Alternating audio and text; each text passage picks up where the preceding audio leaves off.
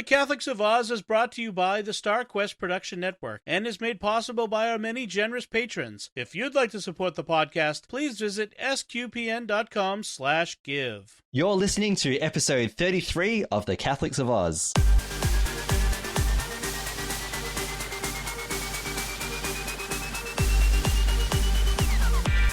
The Catholics of Oz is a show where we discuss faith, culture, and what's been happening from an Aussie perspective.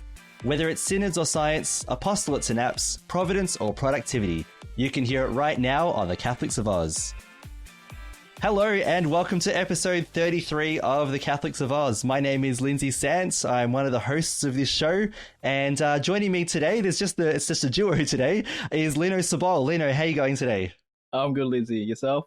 I'm going really well, thank you. It's a beautiful, I was going to say, a spring-like day. It's inviting us outside with the sunshine, but I'm sure it's freezing because that's what Melbourne does. It does. Yes, it does. So better we're inside doing this instead. So it's just the two of us today, so we will might as well kick off. Before we do get the show started, though, we'd just like to remind everyone, please, to like the Catholics of Oz when there are posts about us on the SQPN Facebook page, and to share and retweet our episodes as well. And you can do that on Twitter too. You can leave us comments and subscribe on Apple Podcasts, Google Play, Stitcher, TuneIn, or your favorite podcast app. SQPN puts all of its shows on YouTube as well, so you can hit the bell to get notifications, and that includes for new episodes of The Catholics of Oz. Please don't forget to give us one of those wonderful 5-star ratings and a comment on Apple on Apple Podcasts or your favorite podcast directory. We're not that famous yet. And share this podcast with your friends as well and your communities, because it does help us to reach more people, and reaching people is what we're all about. And don't forget, if you have an Amazon Echo or a Google Assistant or something of that type, you can ask it. You can say, hey, digital assistant person lady, play the next episode of The Catholics of Oz, or something like that, and it'll happen for you. So we'd be really, really grateful if you could share the show around and help us to reach more people. So let's get started with our first segment. Today we're talking about Faith Beyond Borders. Well, I'm actually feeling rather good about this. I think we've all arrived at a very special place, eh? Oh. Spiritually, ecumenically. How do you make somebody love you without affecting free will? Welcome to my world, son. If you come up with an answer to that one, you let me know. Yes, I had to work very hard to pass Latin and theology. Oh, quite. Those are, of course, the most important things. Oh, yeah. So, Lino, we've prepared a bit of a roundup today of it's basically things that the Australian Catholic bishops have been doing recently, I guess. So the first thing we wanted to talk about was the Archbishop of the Archdiocese of Melbourne, which is the archdiocese where we go to Mass, and Archbishop Peter Comensoli, who's been the Archbishop for almost 2 years, if not 2 years. I'm really bad at the math thing. Yeah, I need to. Me too, man. Me too. So, look, he's been the Archbishop for a while anyway. It has been. Yeah. And so the Age newspaper, so this is part of the Fairfax Press, they did an interview with him, and then they produced basically a piece all about him and just basically their impressions of him. So they labeled him. I'm doing this from memory, but they labeled him as not easy to pin down. You can't say he's like this or he's like that. Exactly. Yeah. So they were saying for some people, he's great. For others, he's not so great. There's been a wide ranging opinion, and I guess an archbishop is not there to be a people pleaser. They've got a job to do. Yeah, so, exactly. Yeah, exactly. Yeah. But I thought it was a fascinating read. There were some really interesting aspects of it. A couple of things that stuck out to me from this article were first of all, there was the impression that the journalist who wrote the article got when Archbishop Comensoli it kind of gave the impression that he braved the Melbourne Press Club. So basically the press club, so we've got what's called the National Press Club. So this is where a politician will present to a room of journalists. They might talk about, I don't know, the budget, exciting, or or their vision for Australia, whatever. And then journalists will ask them lots of questions, and sometimes they grill them, sometimes they just just general questions and things like that. General questions, like, yeah, that's correct. Yeah. So Archbishop Peter Comensoli, he went to the Melbourne Press Club, which is the Melbourne version, and the article says to subject himself to the scrutiny of the Melbourne Press Club. So that's a great way to put it. Yes. And I remember watching this myself when there was a lawyer spoke on behalf of an elderly woman that was there with her, and what had happened was that the elderly woman, her daughter, had unfortunately been abused, assaulted by a priest earlier. And I think the general idea in that story was that the woman hadn't been believed and she hadn't received any acknowledgement from the church. And I remember watching this too, and the journalist also mentions this, saying that he was visibly moved by the story. And it doesn't mention it here in the article, but I remember watching it. He actually went from his spot at the front and went straight to their table and started talking to them. And he spoke to this elderly woman as well and had a chat with her. And I think she gave him some documents from memory. And it says here that now the article says in a highly unusual move, because that's good journalist speech there. Journalist speech right there, yeah. Yeah, but he initiated an inquiry about this case, and it was found that the case was true. That the girl who sadly as an adult she ended her life, which is very, very tragic. But the independent inquiry that he set up found the facts of the case, and he ended up providing an apology, for that. And so that's kind of got people's attention because I guess what journalists are asking, I guess, because that's what journalists do, are saying, what kind of archbishop, will the archbishop be? Is he a new generation bishop, as it says here in in quotation marks? Yes. Is he cut from the same cloth of the old guard, as they, kind exactly. of, I say that in tongue in cheek because it's just basically what they, the way that they kind of insinuate here. Yeah, but, I think it's a good read, and we'll put the link to it in our show notes. It's worth having a look at. And it kind of, I guess for me, it talks about how the complexity of the wider church, but I guess of the church in Melbourne as well. You could apply that to the church in Australia. You could apply it to the church in the Western world, things like that. But we've got a church where you've got the historical abuse crisis to deal with. You've got people who, there are different camps, people, the so-called progressive and the so-called traditional camps, people who want to see different things going on and who are all, pulling at the cloth to try and have their own way or their own say of how the church should be and things like that. And in the middle of it, you've got an archbishop who's not from Melbourne, who's walked into this, from a smaller diocese. He was the Bishop of Broken Bay, which is a smaller diocese in New South Wales. Yes. And he's walked into this, and now he's, and now he's got to be an archbishop. I guess it's challenging to be an archbishop for all kinds of people. What do you think? What impressions do you have, I guess, of Archbishop Peter Comensoli yourself, Lino? Well, like we were talking before, I haven't met him personally, but you told me he came to our parish, and I went, "Oh, my memory's so bad. I can't remember that," but he probably did. And from what I'm sure he'll try not to be offended by that. Exactly. Sorry, Archbishop. Sorry about that. And what I liked about it was part of his background, because I thought he was a Melburnian. But apparently, like you said, he's from New South Wales, and I went, "Oh, okay, I didn't know that." So it was great. He apparently he was watching the what's it called, State of Origin. Other football, yeah. Yeah. So all you listeners out there who don't know this, but State of Origin is a rugby game between two states here in Australia. So the only two states will be Queensland and New South Wales, because majority of the time rugby is more dominant over there. Yeah. And then it was funny. He was I'm trying to find it. I'm trying to find what it was. Yeah, here we go. Beer in one hand, chips in the other. Yeah. Now that's I don't know if you, Lizzie, but that's sort of like an Australian thing for most of us. You know, we not Nothing a says beer, but it's Australian. always Yeah. a drink or something we watch in our hands when we're watching TV. And I guess that would be for everyone in the world. But you know, a beer in one hand, chips in the other. That was a great analogy for that one too. And when he received the news from the Vatican, that would determine his life for the next 20 years.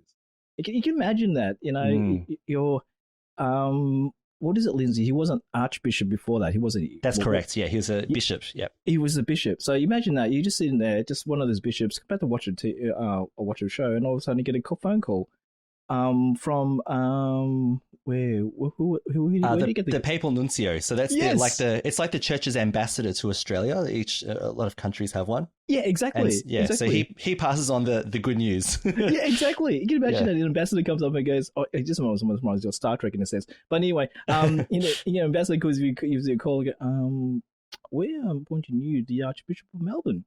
And Congratulations. what do you do about that? And you go, okay, I was about to watch a game, and all of a sudden your mind that's goes, to be honest, I would be saying thank you, but I was just about to watch a game. Could you call back in an hour or two? Because that's kind of it. I mean, that changes the mood. You know what I mean? Like you can't really You don't want to watch the game anymore. In the sense, you go, oh my goodness me, I'm going to go to Melbourne and lead the Catholic Archdiocese of everyone in Victoria. I hope his team won. Exactly. So he was born south of Sydney in a suburb called Woolly in Wollongong. I'm not sorry, but my geography of New South Wales, guys, I apologise for that. Where that is, I know, of course, it's south of Sydney and all that. Look, from his youth days, he looks like just a normal guy like us back in the youth, surfing. Rugby, of course, when he was watching it. He had girlfriends. He studied. Yep. And then after leaving school, he was certain that one day he'll get married and have a career. Yeah, he did a Bachelor of Commerce, I think I read. Exactly. Yeah. And it was awesome. And the phrase he used was, "But God got me." God got me. Yeah. So he answered that call to priesthood instead. Yeah. There's a connection. I don't know him well. Like I've only met him a couple of times, so I don't know if he'd recognize me if he saw me. But Caroline and I have a indirect connection to him in that my auntie Sister Miriam, who works in New South Wales in the beautiful sister in a parish as well. Yeah, she beautiful sister. Yeah, so she's in the diocese of Wollongong.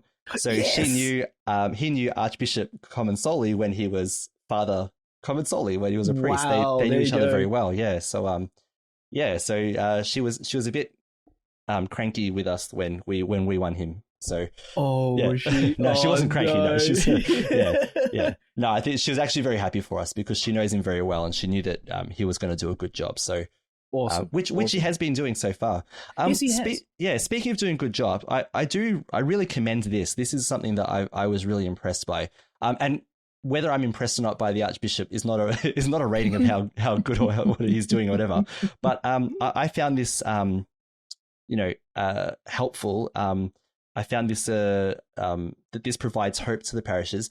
There are 210 parishes in the Archdiocese of Melbourne.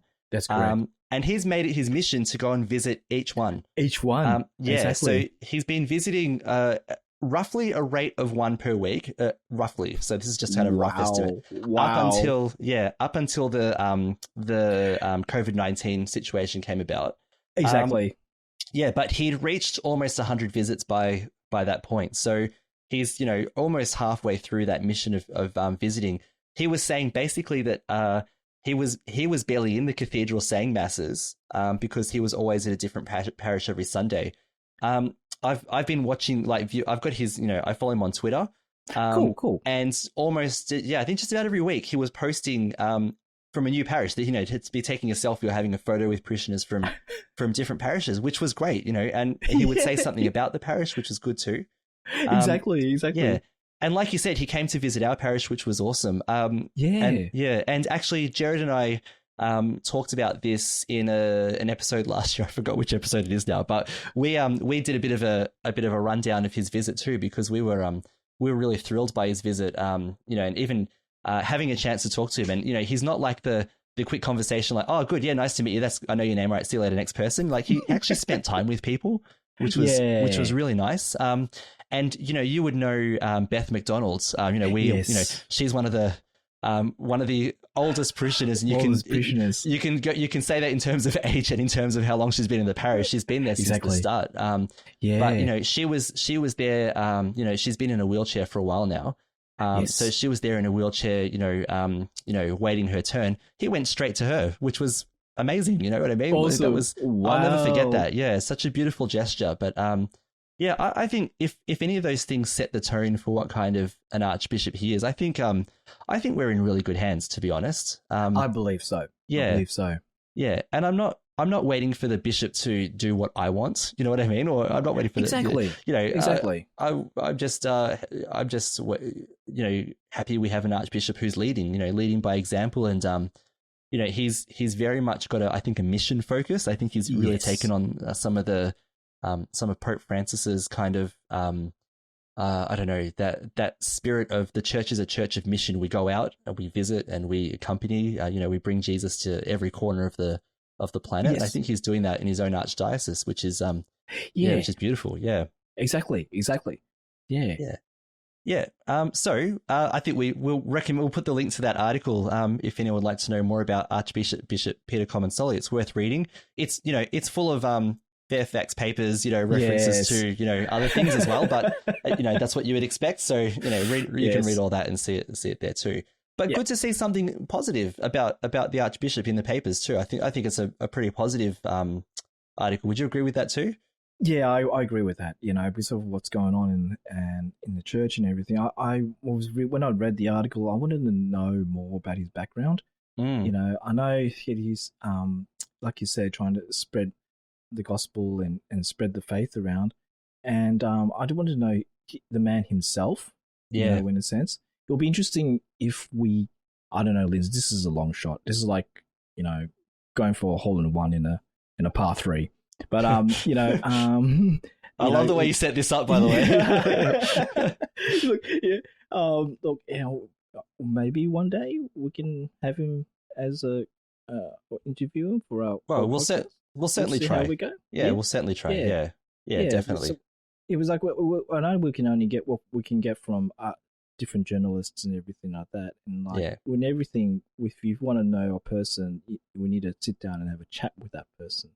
I agree. Yeah. Yeah. And what the background about him was great. It was like I said, I never knew he was a New South Walesman. Yeah. And then if he now is New South Wales, of course he loves his rugby. We'll forgive him for that. Yeah. Exactly.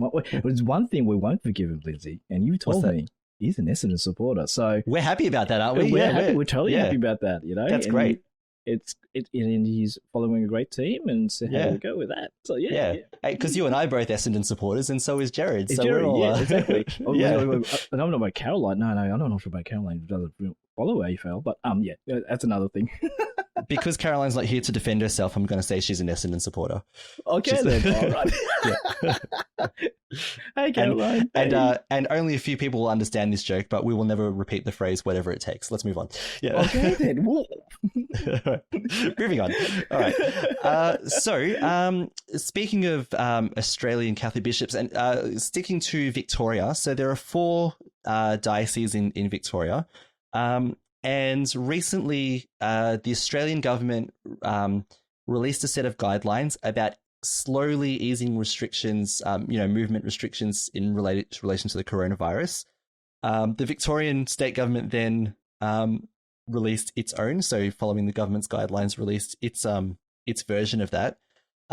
And State Premier Daniel Andrews, I was happy that he mentioned masses explicitly, which was great. Yes. So we're looking at a very cautious winding down. So we're not easing restrictions by half or even by quarter. It's a really really slow easing. And so what's happened is Catholic churches and religious places of worship can have public masses again, but with no more than 10 people in the congregation. So that's plus. Okay, so in addition to the priests, altar servers, people who serve the mass, plus Exactly. 10 people in the congregation, which I think is generous considering where we are right now. Exactly. Yeah. I mean, the state government could have said churches stay closed. So it's a step in the right direction. It is. Exactly. Yeah. It is. Yeah. So our parish priest sent a letter, which you would have seen as well, I think, basically talking about because it's now up to the discretion of the parish priest. So actually, parish priests were told by the bishops that they don't have to open if they don't want to. Like, not don't want to, but if they're not sure about guaranteeing safety and managing crowds of people and whatever. Exactly. So it's up to each priest's discretion now to decide how they'll manage the 10 people and whatever. So we received a letter, I think it was a couple of days ago, yesterday. A couple of days ago, yes, yeah. yes.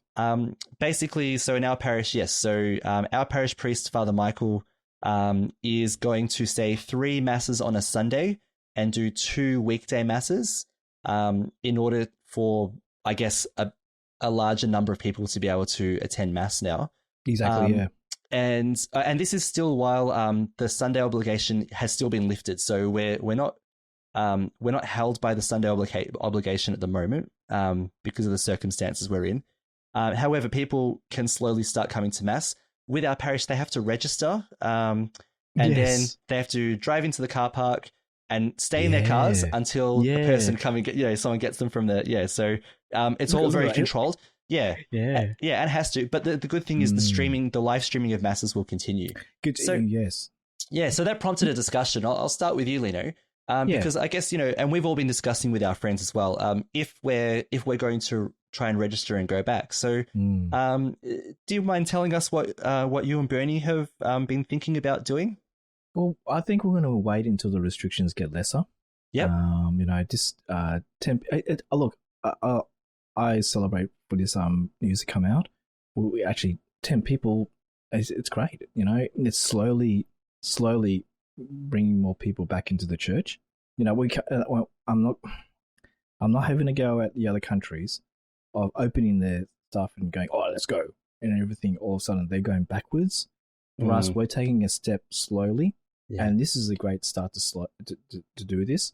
It was funny. You and I were talking about this and how to register for a mass, and we were just joking. It feels like it's either you're calling up to reserve a seat at a restaurant. It's almost like that, though. Yeah. It's almost like that. Or I'm sorry about this, but the other side of it, almost I'm making an appointment for a surgery. Some people take so long for their surgeries when they come, for their surgeries. But this is it. So you can imagine you can call in. I'd like to reserve 2 seats to Holy Family Mass, please. Socially distanced, please. Social distancing, please. Yeah. No candles, please. Candles. Yeah. No candles. Yeah. You don't get to design the mass, all right? You just turn up. And what was the thing as well is it was like you had to bring your own hand sanitizers as well. Correct. Yes. So there's a few little things. And I like that. Yeah. You had to bring hand sanitizer and you have to wipe down the seats. Wipe down the seat. Yeah. So the one in front of you. Oh, of course, the one you've just sat on. Yeah. Wherever you've been, basically. Yeah. Probably where we've definitely been. So yeah. Look, it looks from the first one I read it, I was like, oh man, these rules are strict, but there is a reason for it. Yes, it's necessary. It's necessary, like you said. Yeah, it has to be done. Yeah. Because if we don't put these procedures in methodically, make people understand what they are doing, there'll be loopholes. Yes, and about this society and everything. They'll trying to find a loophole. They'll try to find a way, you're trying to get. I'll try to do this instead of this. And they go, no, you got to go through that. You got to go through all that. Yeah, and look, it's when something opens up again after you haven't had it for a while, people get excited, and I'm not criticizing anyone who gets excited. It's natural. And when they get, I can imagine there are parish officers all around Australia getting lots of phone calls, And in fact, our parish priest letter did say that there would be a waiting list for for people who don't make the first round. You know what I mean? So that's what I mean. And fair enough, because that's the way it has to be managed. Yeah. So exactly. There will be lots of phone calls going on and lots of emails. A lot of emails. Lots of registering. However, registrations are being taken. Exactly. Exactly. Yeah. So So I spoke to Isabel, my wife, and we I think we're in the same boat. I think we're going to wait as well. Exactly. And I think one of the main reasons is, firstly, we've got Alexander, our 2-year-old. So if you're in a mass with 10 people in the congregation and it's being live streamed and he's making all that noise, the echo. Yes, and I know that at the peak, he's had about 6,000 people view his masses because it's also going to an international audience as well. So the last thing these poor people all around the world want is, a 2-year-old calling out, Dada, Mama, Father Michael, which is what he'll do. Yeah. Like a huge social media Yeah. Whoops. Stamp on there, man. Yeah, not the wrong kind of attention. Yeah. Well, not really. Yeah. And also, Alexander did have, had 2 trips to hospital earlier this year as well. Exactly. Yes. Respiratory related. I don't think he has an underlying condition or anything. However, we do have to be cautious because if he had that again, if he's had it twice, he could have it again. So if he has that again, and he happened to catch coronavirus, even though it's very, very there's the chances of that are very slim, we'd be in a lot of trouble. So I think we need to be prudent as a family and wait a bit longer. So exactly, we'll keep streaming, and it's good because our Father Michael has a high quality stream, which is good. Once he's figured out his internet problems, it's hilarious sometimes. And he's done really well, and he really cares too. He does miss us all a lot. He does. But he's doing the reasonable thing and just taking a few steps.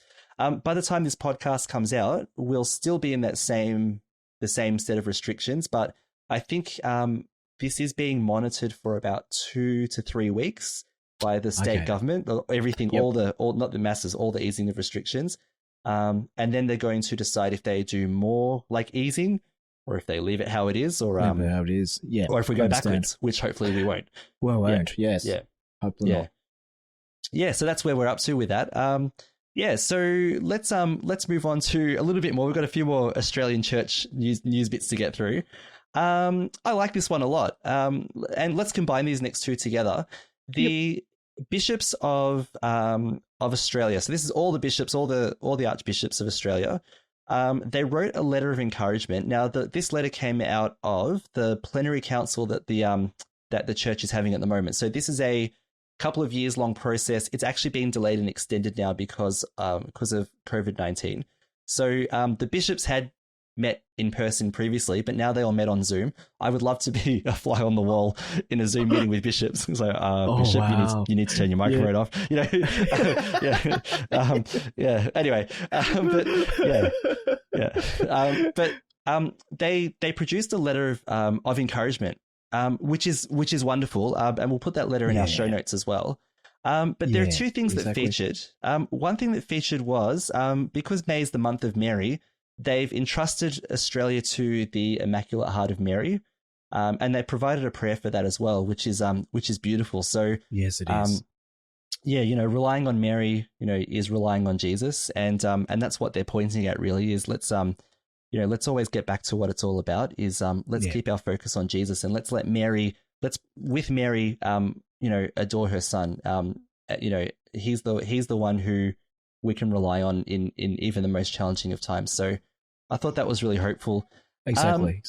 Yeah. Was there anything from the letter that struck out to you, Lito? It's just like a lot of gospel scripture on there too. Yes. One little quote there I liked is, "There is a real hunger in this. It is something we all feel, and we long for the time when our hunger will be satisfied as together we return to the feast of the Lord." I like that one. And there was another one a bit further before that. Oh, yes. Yeah. For that, we thank God, and we congratulate public health authorities and governments on their prompt and prudent responses. I like that too. Yeah. So if they didn't do that, I think we'll be in big trouble. But once we the leaders in the government did restrictions on COVID-19 stuff around us, I think they got there very not very early, but on time, And besides everyone all protesting and everything like that, for us, we got to do this together. Yeah, and like our other podcast, we have to stay together. We're all together in this. We're all together in this. Yeah, that's right. And it was good. I like that one. I like that part. Yeah, and there were a couple of protests. Like there was one in Melbourne. We're not going to say anything about them. They've got their concerns too. But but the thing is, like you said, we've got to all do this as a society. We're not having our rights taken away. We're just going into a bit of a quarantine period so that we don't have more people getting sick. We're fortunate. I don't gloat about that because I'm really sad for other countries, that are. Oh yeah, definitely. We can see lots of countries going through some really, really challenging times right now, and losing losing loved ones. The death toll as of today, it's going to be different by the time this podcast comes out. Exactly, 306,000 people around the world. People around the world. 306,000 people is no small number. That's significant. So it's a huge number. We are just in a fortunate situation. Where our governments on all sides of the aisle, progressive, conservative, whatever you want to call them, actually got together and cooperated, which is unprecedented. I didn't expect this, but I'm glad that they did. I guess it's good. Exactly. It's good that the bishops acknowledged that as well. I remember Archbishop Anthony Fisher, tongue-in-cheek, acknowledged that. He said something like, thankfully, so it's about time. Yeah. Yes. Yeah, but the archbishops also expressed their closeness to us and how they're sad that they can't have that closeness at the moment. They wrote in that first paragraph, as we think of you, we make our own the words of St. Paul. And you'll talk about quoting scripture. St. Paul was saying, so deeply do we care for you that we are determined to share with you not only the gospel of God, but also our own selves, because you have become very dear to us. So it's good to see our church leadership, they're not hiding behind doors saying nothing. They're actually doing things. And they have been advocating on our behalf. I know, and again, I'm not criticizing them, but I've seen some Australian Catholics online who are getting cranky saying, oh, bishops aren't doing enough and why are they complying with the government and etc. Things like that. When can we get our mass? They were getting, and I understand their feelings, but actually the bishops have been advocating for us and I've seen evidence of it. Archbishop Anthony Fisher a couple of weeks ago wrote a letter to the New South Wales state government saying that when you begin cautiously opening things, we are hoping for a soft opening of Catholic churches as well. And we got that all around us, not just in New South Wales, but all around Australia. Victoria, where we has it. Yeah. So they, thankfully, because of the way that they've been cooperating with the government has been giving back, which is good. They haven't been bending over and just, taking, whatever the government, gives them, bowing down and whatever. But I feel that they've been pushing the Catholic case in a way that's not aggressive, but is firm enough to say, hey, we're still here. Don't forget us when you're doing things. Don't forget that we've got our people as well. So, I'm grateful for that. They finished the letter, and I think this is a beautiful conclusion with this. They say the season of Lent may be behind us, but this time of shutdown has been a long kind of Lent. Now we pray Easter is dawning as our country recovers from the pandemic and looks to build the future. There is no room for complacency, but there is certainly room for the hope that Easter brings to birth. The hope that, after you have suffered a little while, the God of all grace who has called you to his eternal glory in Christ will himself restore, support, strengthen, and establish you. And so they finish there from the first letter of Peter. Looking to the God of all grace, we send you our blessing of peace and consolation. So they're not hiding, or waiting for something to happen. They're doing things too. And I'm really grateful for that. Yep. Yeah. Exactly. All right. So that's our little roundup of the Australian Church. I think, is there anything else you wanted to add to that, or I think we're good? No, we're good. Yep. Okay. So, Lino, you're going to have a go at doing this. Now, Jared and I had this issue once where Caroline was unavailable for a podcast once, and she set us up. This was actually before last Easter. She set us up with a science topic, and Jared and I sweated our way through it. So join me, Lino, as we talk about science. What a fine day for science. You have any hobbies? I collect spores, molds, and fungus. Can you reverse the polarity? I'll do my best.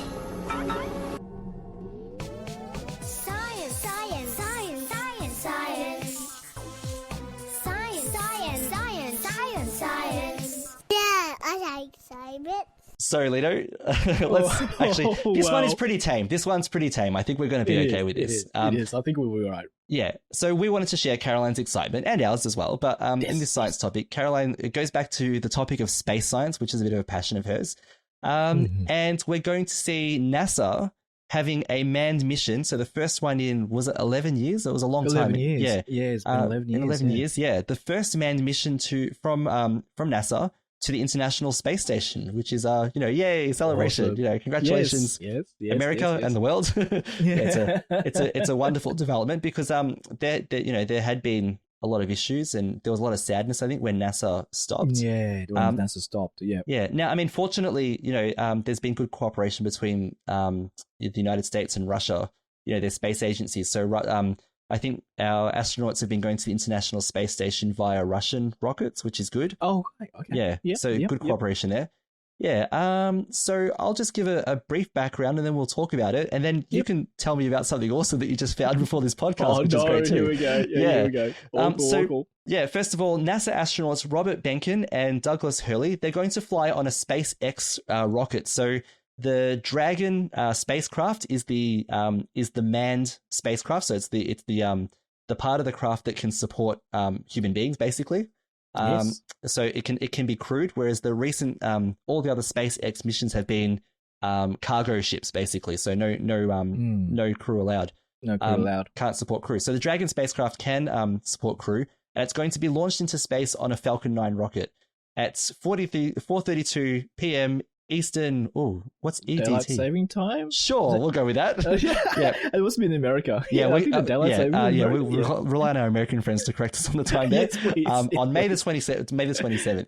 And this is going to launch from Florida. So this is great.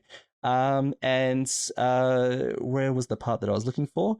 Yeah, so basically it's the crew are going to go to the International Space Station, take some cargo, do some experimenting, and yeah, so we'll see how this mission goes. Now, interestingly, and we read this before, the Dragon spacecraft is going to autonomously dock with the space station. So, bit of autopilot. Autopilot, you need that one. Yeah. Now, the crew on the space station and in the spacecraft itself will be watching everything. They're just not going to sit there and wait. Of course, yeah. He's going to put good cruise control and go, hey. Yeah. But what were some interesting things that you got from this story, Lino?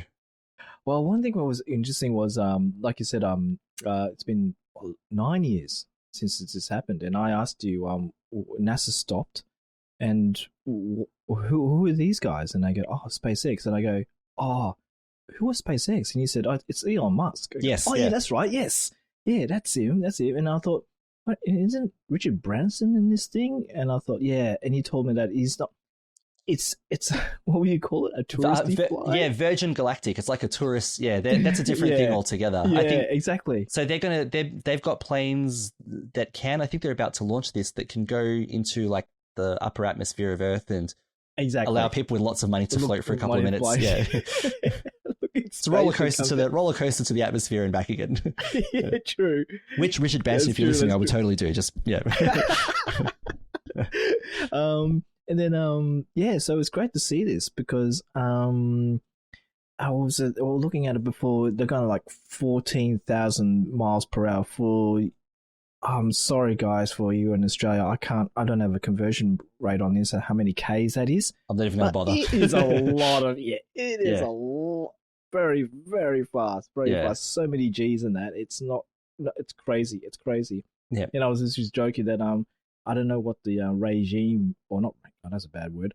Schedule of the astronauts are. It's hopefully they don't have anything in their body when they lift off. Yeah, I wonder if they do it or not. Yeah, I don't know. I don't know. We'll have to ask Caroline about that because you don't want to have anything in your body in the sense. I don't know, maybe water so you don't dehydrate. But it has a humongous G's. A lot of G's. But I looked at the background of these guys, and they're all fighter pilots. So they've gone through the training. They've gone through all the preparations of all this. So these guys have. Don't know the physics and all that stuff about being in what they call it in an aeroplane. Like in a would probably be almost the same as being in a spaceship, But this is going to be crazy. Yeah, times 10, or times 100. Yeah, crazy. And look, you can probably look into their. I'm not going to say about their pictures, but they look like they're ready to go. Yeah. They're just on a side note, because while you were talking about it, the pulling the G's, I was thinking of Top Gun, and I feel the need for speed or whatever. Yes, but that is definitely it. Yeah, I just remembered I read a story that Tom Cruise apparently is going to be going to the International Space Station as part of a filming a movie that's coming up. I've heard about that very small. Yeah. Because this, he's actually he's hung on to the side of planes for Mission Impossible, and he's done all kinds of weird and crazy stunts in films that he's been in as well. So exactly. I was trying to imagine, imagine now he's going to end up on a, my goodness, on a Dragon capsule at some spacecraft at some stage, flying to, it'll be great if he can do it. He can do it because I hope he doesn't blow up the space station when he leaves it though. That's Mission Impossible. Mission Impossible 10. Space. In the background. Yeah. It'll be great because when we're talking about Top Gun, from the film, you look like he's actually flying the thing. Yeah. From the thing, of course, there's someone helping him, but that is actually him in a cockpit. There is no CGI. Yeah. Nothing happening, and he can actually.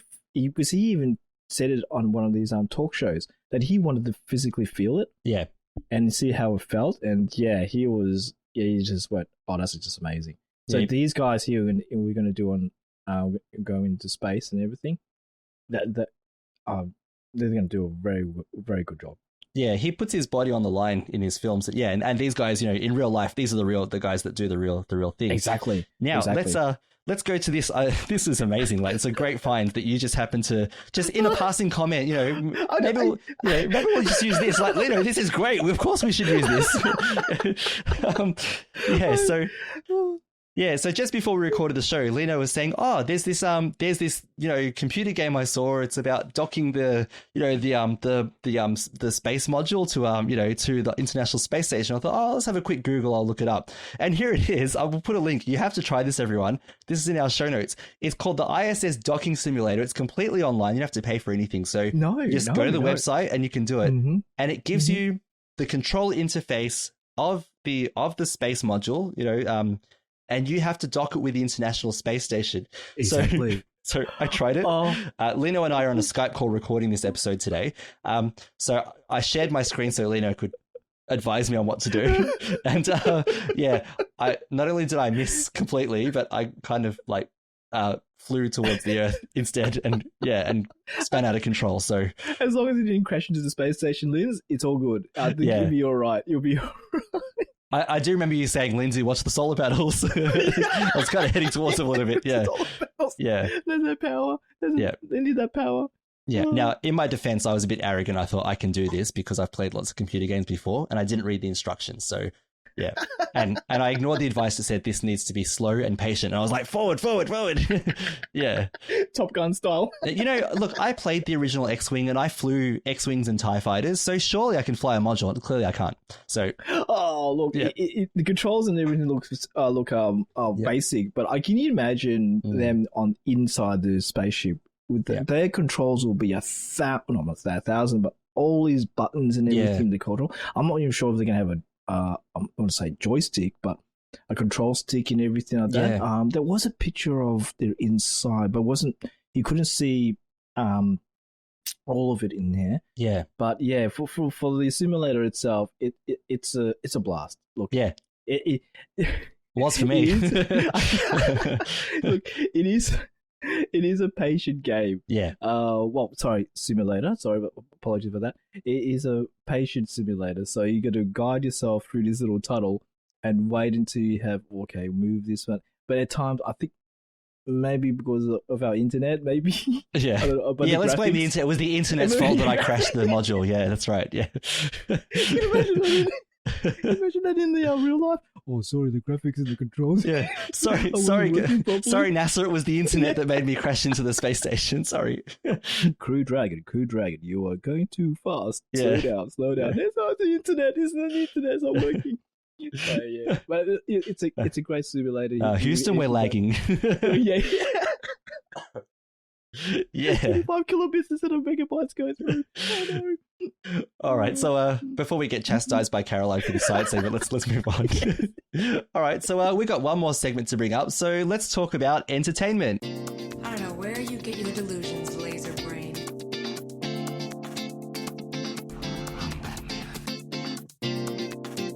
This is not what we came here to do. No, but it's what I'm going to do. I have a plan. You've got a plan. I have part of a plan. Are you not entertained? Are you not entertained? So we decided that we'd talk about what we've been watching lately, so what we've been streaming or viewing, TV shows that we thought are interesting, worth bringing up. Now, Lino, this segment came about because of you, because you'd been watching The Last Dance on Netflix, correct. I believe. And yes. This is it the story of Michael Jordan? Is that what this is about, or? Yeah, well, it's a story about Michael Jordan and the Chicago Bulls. So this is a 10-part Netflix series, documentary. So they come, obviously, got 2 episodes every week. So far, yeah. So I'm doing my maths. Help me, Jerry. So I think I got 1 more week left to go because we're up to 7, 6 and 7. No, 7 and 8. So yeah, 9 and 10 will come up next week. Yeah, and so I'll just briefly read out my review here. Give us a rundown, Lino. Yeah, I won't go too long, guys. So one of the most famous and considered the greatest American basketball team in the NBA, the Chicago Bulls. So the documentary is based on the 97-98 season. So it's strange that people think, oh, okay, so you have a season between years. It's pretty straightforward for like. For all of us, like Lindsay, Jared, myself, we watch soccer. That's the same thing for soccer. They go through, and it's amazing. So I think they do play through Christmas. I'm not sure. Some sports do, or New Year's Day or something. I'm not 100% sure. Dom can tell us about that part. So this is from the team's perspective. So when you ask someone to name one player from that team, the most common answer would be Michael Jordan. Michael Jordan, yeah. Or Michael Air Jordan. So just a fun fact about that is there's 2 things why they call him Air Jordan. One is because in the back of a, have those dunking competitions they have in All-Star games. Yeah. He if you have a chance, you look at a basketball court, he jumped from the free throw line all the way to the rim. Wow. In the air to do a dunk. Yeah. And I think I'm not 100% sure, but I think other basketball players have done that. Younger ones later on. Yeah. But he was able to do that very high in the air. And that's the reason why they call him Air. Yeah. The second reason why was because he's, what's it called, sponsorship from Air, Nike Air. Sorry, Nike. So the funny fact was that if only Caroline was here, because Caroline and I love Converse. Yeah. Michael Jordan liked Converse. You can imagine he could have been a ambassador for Converse. Yes, correct. And yeah. You can imagine that Air Converse. So, but he didn't go there. There was another one. I think the Americans call it Adidas. For us, this is Adidas. Adidas, yeah. He liked Adidas as well. Yeah. But that didn't go through. He didn't get any interviews of that. Then Nike came and asked him, and Jordan didn't like Nike. And so what happened was Nike sent a letter to Michael Jordan's dad, and his dad goes, okay, he looks at his letter and goes, whoa, ding, ding, ding, ding. All his money, the pricing they're going to give Michael Jordan for this, in the 80s, that would have been, for us, will be almost millions and millions of dollars in the 80s. So, for the help of Michael Jordan's dad, Michael Jordan had to go to the meeting, and of course, he had to go and listen to this and this and this. Nike designed a shoe based on Michael Jordan because they wanted to make him, and that's why back in the days you have this air little socket on in the end of your heel. Yes, is it all over the place? Yeah, and that was air, and so they designed a whole shoe based on Michael Jordan. So that's what you call Air Jordan shoes. And they were popular in primary school. I remember them being popular. Yeah. The problem was, Linz, they were so expensive. Oh, yeah. Your parents probably have to work for a month to get a pair of those shoes. And I'm sad to say, they are still expensive at this day. Yeah, of course they are. Even though if you can get a good salary to get them, but they were so expensive. Can you remember when Reebok pumps came out? Oh yeah, with the little on the tongue where you pump air into it. Yeah, exactly. Now that was another one too. I think those two those two companies were competing. It was like Air Jordan and Reebok. Reebok, yeah. And that was back in the 80s and 90s. They would keep on going through. Another fun fact about Reebok was when Michael Jordan was in the NBA Dream Team, they were sponsored by Reebok. Yeah. Michael Jordan was trying to hide the emblem on his side during the Olympic Games because he didn't want anything to do with Reebok. Right. Because of all, because he's part of Nike. All the deals, yeah. Blah, blah, blah, and everything like that. I was like, wow, okay. Well, if you're getting paid for that, we might as well try to do it. And Reebok just did not like it. That's another part of the series you want to see. That's another part of it. So, so the documentary puts together over 20 years of filming. So this has never been seen while Michael Jordan was part of the team. So this is 20 years full of footage. So let's say we had footage back in the youth group days and during our times together and everything. And we had a cameraman with us, or all to be surprises, all got clips and everything, all of us all together. This is all them all bunched together and shown to people who haven't seen this before. So all that's up. So the title of the documentary is based on the Bulls coach Phil Jackson's season game plan. So when you do a game plan, like or we do, we do headings in episode 33 of sure. Catholics of Oz and everything like that. Yeah. So that's why this series is called The Last Dance, because he knew in himself, this will be his last season. Right. It's last hurrah and our last way to go through for the team. So the first episode starts in the present, 97, 98. As in present, well, back in that. Yes. Not now. So when the topic comes up about a player or the coaching staff, it goes back in time. So what is with that? With everything we watch, we have to go, I got to go back. Flashback, yeah. Flashback, we go back.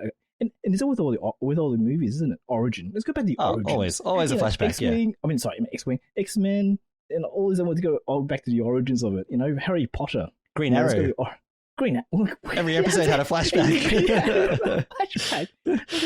And it confuses the craziness out of you. You go, okay, so you're trying to connect these. Okay, that's another thing, man. Yeah. We'll have a discussion about that one later. So, so that's what it does. So if in the present, if they talk about a certain player or a coach, the documentary slides. It's funny. It's like a ruler slider. It goes from the right to the left. And it goes back to 92 or whichever it is, 1980, everything like that. And then explains what happened before then. Yeah. So 1980, this is what happened between the coach. Then he's like, this funny thing is, before the end of the series, he goes way back forward again, and you go, okay, this is the connection here. Ian says I wouldn't say you have to sit down and watch it. You try to find the connections. That's the hardest part at times. But once you do it, you understand. Oh, okay, that's why this happened. This person doesn't like this person. Oh, here we go. Yeah, it's all the drama and everything.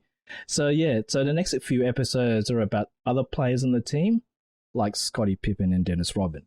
So I personally enjoy the series, maybe because I follow the Bulls and love watching Michael Jordan play in the 90s. So during the 90s, I was in high school, like Caroline would know. And during that time, our generation, basketball was a big sport. Yes. Okay. Every morning there'll be people playing either basketball or soccer. And then if sometimes I'm not going to go, sometimes there'll be a clash between the basketballers and the soccer players. Because the soccer players can't play on the grass versus where they come in the play on the basketball court, and we have a little bit of course. Yeah. And I was like, okay, settle down, guys. It's all good. We can share. So yeah. So along with Aussie football and soccer, everywhere you looked, someone will be wearing MJ's basketball tops with a number 23. And later in the 90s, number 45. So for the people you thinking, why is with the number 45? It's funny. The last episode came on last night. I was watching it. I forgot that. Just quickly, his father was murdered in '93, right? I believe, after '93 or after the '93 championship. Yeah. And with that, Michael Jordan went to baseball, which he started when he was young. That's and right. He had the number 45 on his part. Yeah. So that's where he got the number 45. And of course, when he came back, he couldn't have the number 23 for some other reason. That's the business side of things. I don't understand. Business. Yeah, it's all business. Yeah. Yeah, it is actually. Yeah. Or people will be either wearing 23 or 45, or Pippen's 33. Pippen is Michael Jordan's wingman. Yeah. He was there, just keeping him together, like all of us in here. You know, you, Lindsay, Jared, everyone here, all of us here together. You know, it was bringing everyone close together. Yeah. And keeping them in line in the sense. Yeah. When they just go be too crazy. So everywhere in Australia, basketball was played, be it in backyards, homes, schools, and in public areas. All right. So the fame in media, I believe, the Australian Basketball League, called the NBL, rose well and had a lot of TV time. I think because of the Andrew Gaze. Yes, Andrew. He's a legend. I loved him. Yeah. When the NBA was very popular, I think the NBL started with that. Yes. So you were either a Melbourne Tigers fan or a Southeast Magic fan. All right. What were you, Lito? I was Melbourne Tigers. Yeah, I was a Melbourne Tigers fan. Yeah. Now Caroline was a Southeast Melbourne Magic. That was it. Yeah. I remember she told me that. Yeah. We were all from the South. Yeah. For us in Southeast. Yeah. So we get very competitive because it was always the finals was always the Tigers and Magic. Oh, yeah. It was always. It was great. Great. Great. It was a great rivalry, and we loved it. Both of us loved it. It was great. So as I watched this series, I thought about our Catholic faith going parallel with the Bulls. It may seem strange. Why? Because I was one who was watching it, and then I looked at it and go, okay, how we had many questions about our faith, physically, mentally, and spiritually. Because this team is one of the greatest teams of basketball, and our Catholic faith is one of the biggest religious faiths in the world. And with this, we there's a lot of questions about our mental and spiritual things we get going on with us, and also physical as well. Yes. I won't get into that, Lindsay. You're the guru of that one. I don't know about that. So not since quarantine. True. Yeah. So he got love, forgiveness, and reconciliation in his series, and that's what our faith is too. Are so common in this documentary that amazes you how this whole team stayed together, and us being Catholic. Because I could continue more on this, but this is a review, not an essay. So, I'll go more with that. So, this is the side of the Bulls we didn't see back in the 90s, like I said before, which I enjoyed watching because the only way you can probably see the Bulls back in those days was TV or DVDs. Yeah. Or highlights back in those days. And this is sort of an eye opener, like a sort of, let's say, deleted scene. It's a sort of a background of what's going on in there. Behind the scenes, that's cool. Thanks, Lynn. Yeah, but like behind the scenes and in the locker rooms and what they discuss and everything like that. So, So if the Bulls in the 90s went forward in time in our age, there will be no hiding from the scrutiny of the media, be it social and commercial. Because back in those days, they were criticized by the media. Yeah. Sadly, media were blaming Michael Jordan for gambling a lot, which he did. Yeah. And then it was so silly. I was watching it and I was like, trying to connect his gambling with his dad's murder? Really? Yeah. That's just... Yeah, they get a bit hyper, don't they? Yeah. Oh, they're just trying to find connections and ifs and whats and whys and everything. And especially when he retired. And that's with us as well, you know. I would consider this to be one of the best documentaries I've seen so far, besides the David Attenborough ones. Oh, sure, yeah. No, they're classic, yeah. He's classics. He's great. I love his weighted voice, and he tells her what's happening to this animal. Oh, that animal got eaten. Oh, great. Yeah. It's a circle of life. Hello, nature. It's a call of nature, yeah. I would recommend it for everyone to see, but just a warning that it has profanity and some adult themes in it. Okay. So... it has an adult rating on it. Yeah. So if it's because of that, just maybe consider not seeing with kids as yet. Yeah. As in a lower age. Yep. But yeah, for older kids who, you watch it. It's a great series, man. So yeah, I think I got 2 more episodes next week, and it's been good. Season 1. Okay. So maybe another basketball team, or another basketball team, or another baseball team, or it could be another. Yeah, and maybe the Melbourne Tigers. Oh, on Australian sport, I was telling Bernie if they did one for the Hawthorn Hawks, which we has a huge rivalry with, for their 4 premierships in a row. If they did that, and also other teams, even though I'm not a Hawthorn supporter, I would watch it. If they did a documentary like that, showing their progress and everything like that, I would see that. That'd be interesting. Yeah. All right, so thanks for that. So this is The Last Dance on Netflix. So have a watch and tell us what you think. Obviously, as just Lino's warning about bit of language, so maybe don't watch it with little ones straight away. No. we like basketballs as role models, but not like that. not like that. No. I've got 2 really quick ones. So the first one is on Disney Plus, and so I loved The Mandalorian, which I think I can't claim to be the only one who did. I know a lot of people have. You showed me the first episode, Lins, and I went, "Oh, this is so good! It's brilliant! It's so well done! It's a great movie. Series. Yep. Yeah, and a plug for Secrets of Star Wars with Father Andrew Kinstetter of the team, because they did a great review of that as well. And if you haven't listened to their last episode, oh my gosh, Anyway, they've had a really good run recently.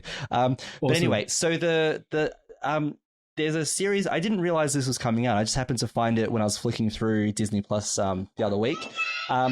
And they have a series called I think it's called Disney Gallery. And this one is about The Mandalorian. So there's a new episode each week. They're about 20 to 30 minutes each. And cool. Yeah, and the first episode was about the directors. So you had Jon Favreau sitting around doing a roundtable with all the directors of who had filmed each of the episodes. The second episode was kind of about Star Wars themes and ideas, how they're in The Mandalorian and how and how they understand the message of Star Wars. And it gets some of the producers like Kathleen Kennedy and others doing a roundtable as well. And the third episode I watched was about the actors. So it had the actors doing a roundtable. And it's really fascinating because they're all connecting how they've understood Star Wars and what it's meant to them. It goes through some of the bigger themes and ideas.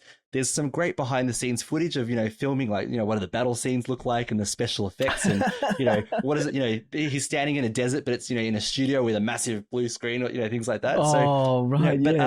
But it's really good because the directors are kind of talking about where they're coming from. And they, they'll pick out a scene, like they'll say, in this scene, I was trying to do this, this, this, and this. And you're like, oh yeah, that makes sense. Or, one of the directors, I forgot her name, but she was talking about how the Mandalorian, he hasn't got a face, he's just a mask all the time. So they were talking about how they deliberately got him to act out his body language and his movements to be slow and subtle and careful, so that you could get a sense of who the guy was and what he's thinking. Because because I think he's brilliantly acted. The way that he. There's parts of the series where he feels regret. How do you show that without seeing his eyes? They do it with body language and through very slow movements, of his body. The way he moves his head, the way he'll move a controller. All these things are really subtle, but it really says something about what he's thinking and what he's feeling. And I think that's brilliant the way they've done that. Yeah, it's great. It makes sense, isn't it, man? You watch all those old films. I must say, maybe the silent films. And they had to express themselves because there's no sound.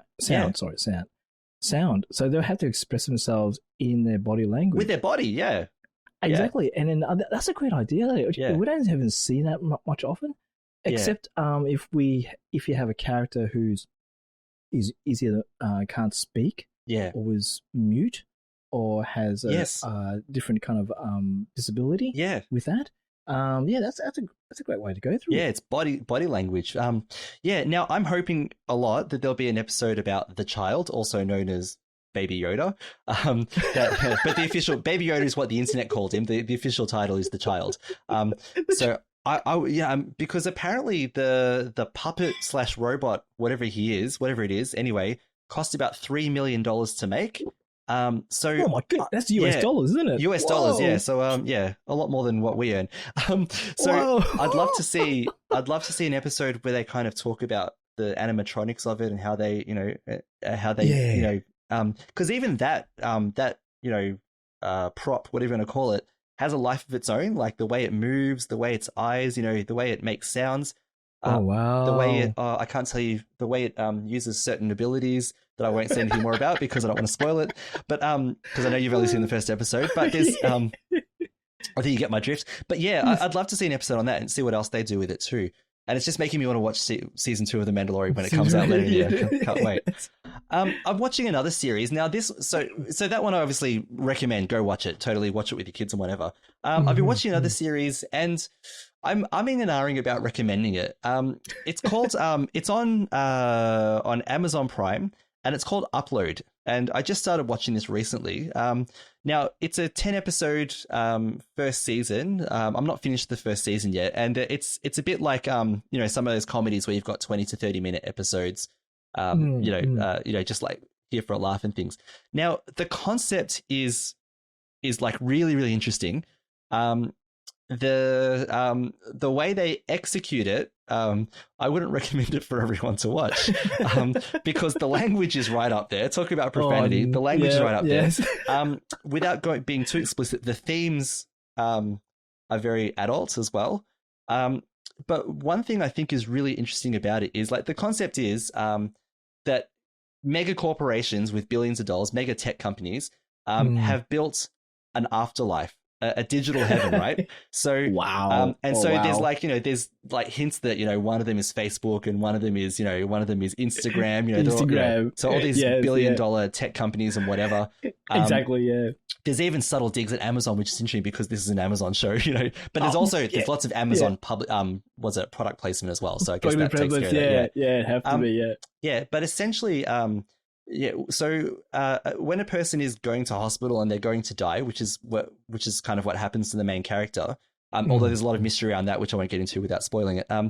But you can choose if you can afford it, you can die normally, or have medical treatment and see if you live or die, or you can be uploaded into whatever version of heaven, because there's like 6 or 7 of them, and they're really cheap, ratty, like dodgy ones, and then there are really exquisite ones. So he happens to have a wealthy girlfriend who sends him to the really expensive one. So he's the top of the line one.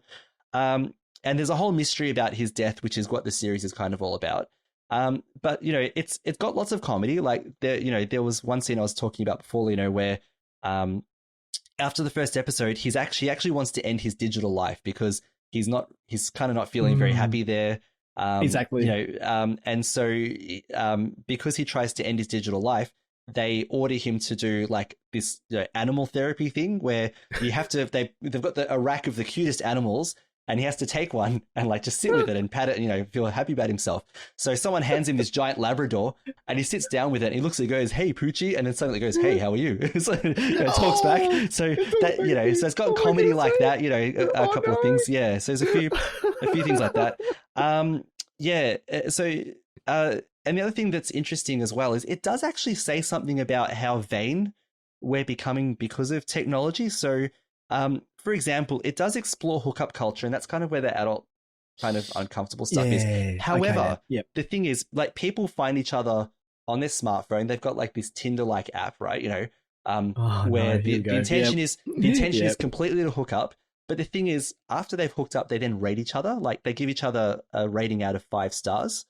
And it's like Tinder, isn't it? Almost. Yeah, but the thing is, though, like as ridiculous as that sounds, we're kind of like that anyway. Like, I mean, we don't do hookups, we don't. But the thing is, our society is kind of coming that way, where people become commodities. You know what I mean?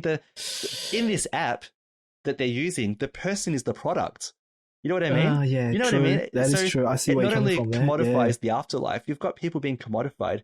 And it's interesting because one of the characters, she's advised by her dad. He says, "Why don't you just try and find out something about the next person you go on a date with. So she organizes a date and says, we're not hooking up. This is just a date. And they have a conversation and they end up actually really enjoying each other's company. Yeah. You know what I mean? Exactly. Yeah, which is something that seems to be lost in the society of this series. Another interesting thing is that there's a character, an older character, who his daughter wants him to go to one of the afterlives, you know, because he's got a condition, he's going to die. And she says, you need to upload, you need to be an upload. And he says, no, Okay. he says, when my time comes, I want to die naturally so I can see your mum in heaven, you know, and you know what I mean? Beautiful. And so there's a debate though. There's this debate about, you know, what's real and what's not, you know, that kind of stuff. And in fact, some people think he's weird for thinking that because everyone thinks, no, you need to upload. That's what you should be doing. Everyone uploads. And the last thing I'll mention is that the actual living in these afterlives is like, it's like living in a smartphone because because you get the basic afterlife package, right? With some of the freebies. Yeah. But then there are in-app purchases as well. So you have to spend real money to actually, you know, like buy things. So, you know, you've got this you've got this kind of room, but if you want a better room, you could pay this much, you know, in an in-app purchase for it. Exactly. There's a part where the main character goes to the bar fridge in the room that he's been given. And in the fridge, you can swipe the beverages, you know, you swipe left and right, like you would on a smartphone, like swiping through, you know, online shopping. And then he finds what he wants and he goes to grab it and he can't because he has to pay like an in-app purchase for it first. Yes, in-app purchase. So there's some interesting things like that to explore. So I would say the exploration of the ideas, it's a little bit shallow in this series, but if you're a bit of a thinker, that it's interesting to look at this idea of the way that relationships have become so vain, how our over-reliance on technology to fix everything, even our own afterlife, you know, we die and go to and become uploaded, things like that. Exactly. You know, are we becoming so fake that we forget what's real? That's kind of what seems to be going on here. Gotcha. Yeah, okay. So I'll leave that for people to think about, but I do have to warn you that there's a lot of profanity. The adult themes are way up there, and so you're going to have to wade through some of that if you do watch it. One thing that disappointed me was like I get disappointed about when you get child actors and child actors swear. You know what I mean? And they've got an episode where there's a child actor. You know, he's a funny actor. The kid does a good job in the role, but like he's got to say some pretty vulgar stuff, and I'm not entirely comfortable with that. I was wondering if actually because of that, if I should mention it on the show today or not. But there are some interesting, and you know, the thing is, a lot of people will be watching it. That's the thing. It's going to be this is clearly going to be a popular series because it's funny as well. So exactly. But anyway, as a faith exercise, it might be worth watching, and I cautiously recommend it. It might be worth watching just to compare what we see as our authentic faith, our authentic belief in the resurrection and, you know, life with Jesus after death, and the eternal hope that promises, as compared to a digital afterlife where everything is shallow and vain, and it's all about pleasing, you know, being pleased by scenery, food, the best of everything, you know, that kind of stuff. So yeah. So I think as an exercise that would be useful, but you have to be prepared, like I said, to wade through some stuff that is not cool to watch or listen to. Probably listen is probably the best way to put it. Exactly. Wow. Okay. All right. Cool. So there it is. So let's finish there for today because once again we've gone over time. So we got a bit passionate about our TV shows today. I just wanted to do a very, very brief bit of follow up. So first of all, if you haven't listened to our previous episode 32, we had the CEO of StarQuest, Dom Bettinelli, on our show talking about the state of the network and going through all the shows on the network. And talking about some other topics as well. So we highly recommend, if you haven't had a chance to listen to that one, to please go ahead. And also, we've had Father Rob Gallia on the show before. We're kind of fans of Father Rob. He's a Maltese priest who works here in Australia. There was a documentary on him on the ABC's Compass program last week, and that has been uploaded to YouTube. It's a half an hour program where he talks about his life and how he ended up as a priest, and how he tries to offer the hope of Jesus through his ministry. So we've got a link to that in our show notes today, and we highly recommend you to watch that. and also to check out some other parts of his ministry. So we'd like to thank you very much for joining us for episode 33 of the Catholics of Oz. Before we go today, we'd love to take a moment to thank the patrons of SQPN who make it possible for us to create the Catholics of Oz. And today we really want to thank Kenny D, Aaron B, Maria S, John H, and Edward G.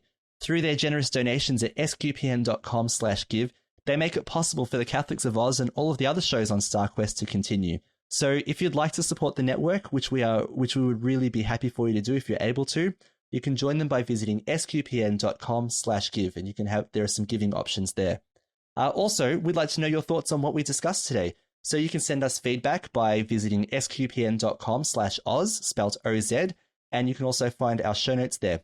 You can also leave feedback at SQPN's Facebook page, facebook.com/StarQuestMedia. And also, we have our own Facebook page for Catholics of Oz at facebook.com/Catholics of Oz. And you can join us in discussing our latest episodes there and see us posting about some other interesting things as well. We can also be reached by email at catholicsofOz@sqpn.com. Lino, thank you so much for being on episode 33 today. Thanks very much, Lindsay. And once again, I'm Lindsay Sant, and thank you for listening to the Catholics of Oz on StarQuest.